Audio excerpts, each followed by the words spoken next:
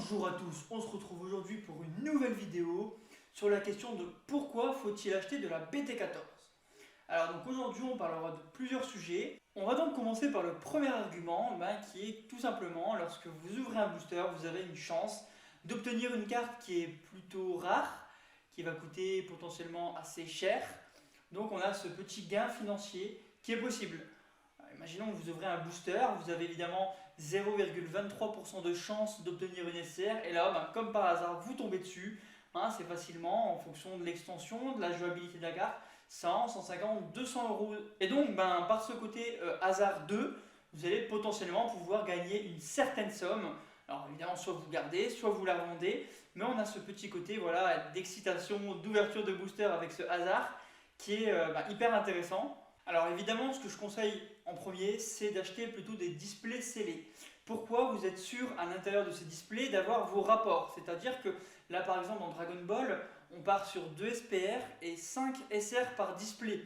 Vous êtes donc sûr de ne pas avoir un pourcentage et une probabilité plus faible en prenant des boosters à l'unité.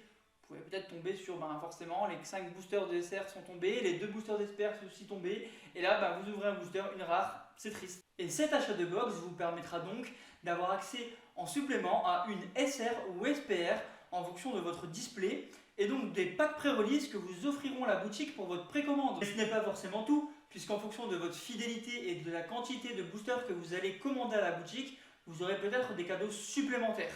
Nous allons donc passer au second argument, qui est d'ailleurs le plus important puisqu'il concerne directement la BT14. Comme nous pouvons l'observer, depuis quelques sets, les visuels de cartes sont extraordinaires.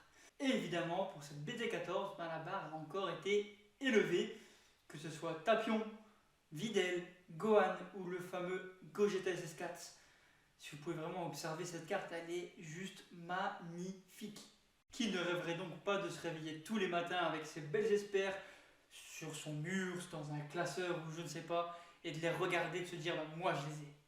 Alors évidemment, à côté de ça, ils nous ont sorti 3 SR à voir absolument. Donc la première, le Super 17, un premier SR Counterplay. Vous allez pouvoir la payer pour 1, ça va devenir vraiment la SR jaune à avoir. En deuxième SR, évidemment la Majin Buu, SR qui peut elle aussi devenir générique, puisque c'est la première SR qui va pouvoir voler à unisson. Alors là, vous jouez, vous êtes en partie, vous avez votre petite unisson, et là, le joueur adverse, il vous le prend tranquillement. Et puis la toute dernière, Sangoku et Freezer, sûrement la moins jouable, mais la plus belle. On voit vraiment donc le Goku de l'anime Dragon Ball Super avec le Freezer contre Jiren le Tout-Puissant. Donc vraiment au maximum de leur capacité, très fatigué. Elle est vraiment très emblématique et je pense que ce sera une pièce à avoir impérativement dans sa collection. Nous allons donc passer au troisième argument qui me semble être un des plus importants, notamment pour les joueurs. Effectivement, depuis quelque temps, le jeu prend de plus en plus en compte nos avis. Il essaye de s'améliorer. Ils ont par exemple retardé des extensions.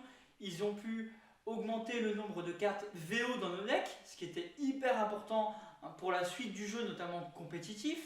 Ils ont mis en place les pré-releases que nous n'avons pas eu avant la bêta 10. On a pu avoir des buy-a-box maintenant sur pratiquement toutes les displays, donc c'est une SR ou une SPR en plus de nos boîtes. On a pu aussi avoir des cartes winner en français. Vous vous rendez compte des cartes winner en français? Je pense que le jeu doit très bien se porter en France pour qu'ils aient pris cette décision. Je n'aurais jamais imaginé, il y a encore peut-être un an, que ces cartes soient imprimées rien que pour nous.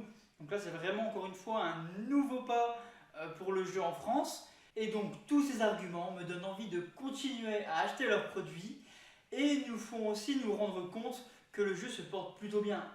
D'ailleurs, en parlant de ça, les nouveaux produits sont très souvent en rupture assez rapidement. On prend l'exemple de la BT 10, 11, 12 et même la 13. Il est très difficile maintenant de pouvoir se la procurer sur des sites ou en boutique. C'est d'ailleurs le problème qui est très important pour les boutiques puisque elles-mêmes ne peuvent plus augmenter leurs précommandes.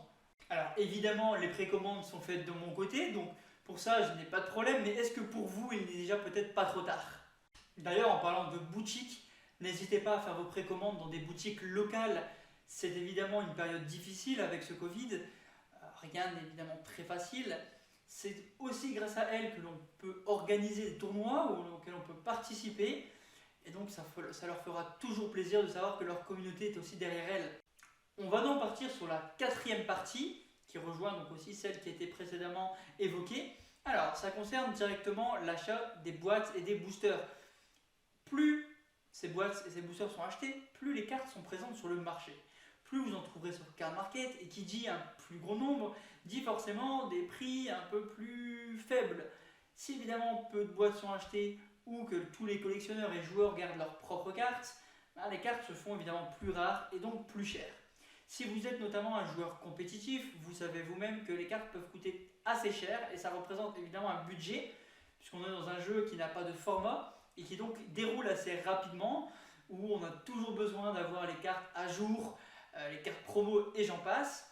Et donc voilà, plus vous serez nombreux à acheter, plus vous serez nombreux à vous diversifier, à préparer vos playsets, à vendre, échanger, plus les cartes seront facilement sur le marché et donc moins chères.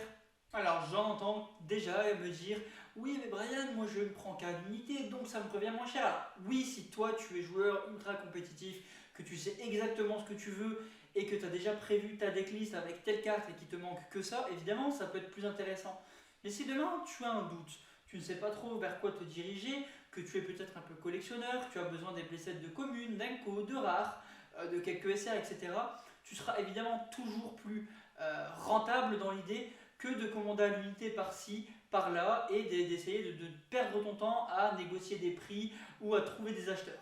Alors tu me diras évidemment que Card Market est très facile et vous permet d'avoir facilement de bons prix, notamment groupés, mais ce qu'il ne faut pas aussi oublier, c'est qu'au bout d'un moment, quand il n'y a plus les cartes, il n'y a plus les cartes. Et donc, comme on va se retrouver là en BT14 et qu'on peut se retrouver un petit peu dans le même schéma que la BT10, on va finir par retrouver des dormantes à 80€, des counterplay à 50€. Et donc à ce moment-là, tu seras bien content d'avoir déjà ta boîte de boosters achetée où tu as pu récupérer certaines SR que évidemment tu n'avais pas vendues et qui ont pu augmenter et qui sont maintenant devenues très jouables. On va pas débattre un peu plus longtemps, on va rester donc sur cette idée-là. Si tu as un problème, tu peux me le dire en commentaire, n'hésite pas, je me ferai le plaisir d'échanger ça avec toi. Et donc on terminera donc sur la dernière petite idée, en tout cas sur ce qui moi m'a agréablement surpris. Alors évidemment à prendre avec des pincettes puisque ce que je vais vous informer tout de suite me parvient d'une source sûre qui elle-même a eu ça d'une source sûre. Alors il est possible qu'en BT14 les ratios des boîtes aient changé. Il se peut qu'on obtienne maintenant 3 SCR par carton de 12 displays. Est-ce que tu te rends compte de 3 SCR? Plus 2 mais 3. C'est-à-dire que maintenant on a potentiellement la chance sur un carton d'avoir toutes les SCR qui existent. Et puis c'est pas tout, puisqu'en plus de ça, ils sont permis de rajouter un second God Pack. Et là, vous allez me dire, non mais c'est incroyable si c'est vraiment ça. Alors là, je suis d'accord avec vous, c'est pour ça que j'ai déjà prévu le carton. Et donc dans une de ces boîtes, on va pouvoir avoir donc une SCR dans une display avec le God Pack. Et donc voilà, je pense que maintenant on avait les God Pack, on aura les God Display. Je vous laisse donc sur cette information qui devrait être vraie. Alors évidemment, si ça n'arrive pas, commencez pas à me dire « Ouais, mais Brian, il avait dit ça ». Bon, voilà, je vous informe de ce qu'on m'a informé.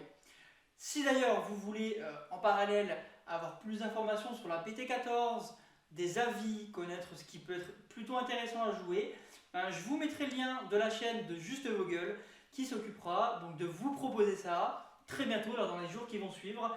Et je vous dis donc à bientôt, n'hésitez pas à suivre, à aimer la page, mettre votre petit commentaire et à bientôt!